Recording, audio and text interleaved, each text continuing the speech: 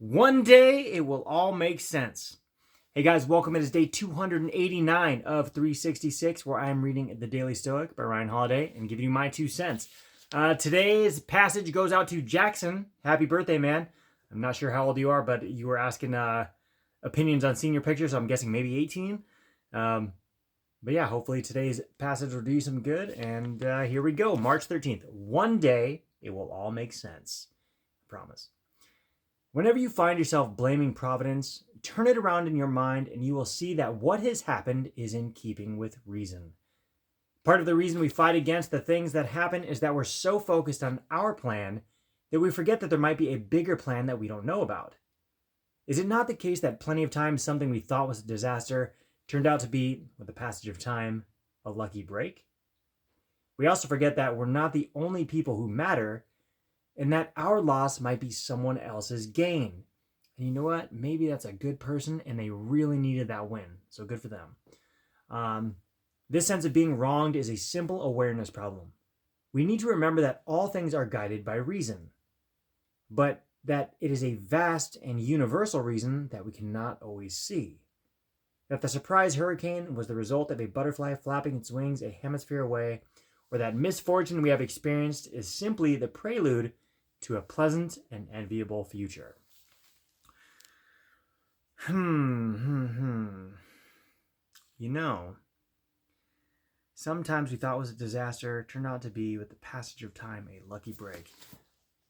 Many moons ago, in the early 2000s, I was on and off with this girl. We were always breaking up. And my thought at the time, as a teenager, I couldn't live without her. It was dumb. 20 years later, I run into her, and man, her life's in shambles. And she brought it upon herself, and I don't need that craziness in my life. So I'm so glad. That was a lucky break. That's just an example. That something you think is, such a terrible, horrible thing. Oh no, we need to be together, blah, blah, blah, blah. Turned out to be for the best. So you never know. You never know. There's a line in, I don't know if you guys have read the book Think and Grow Rich by Napoleon Hill. There's a line that in every misfortune, there's always the seed of an equal but opposite opportunity. Always look for the opportunity in some misfortune. So let's say you're on your way to work and you blow a tire and you drive off the road and you hit a tree or something like that. Oh shit, you lost your car, but you're still alive. So there's that. Maybe you're 50 pounds overweight and now you don't have a car because you're broke, but you got this bike. So now you got to ride this bike to work. A couple months down the road, and you don't have the cash for a new car.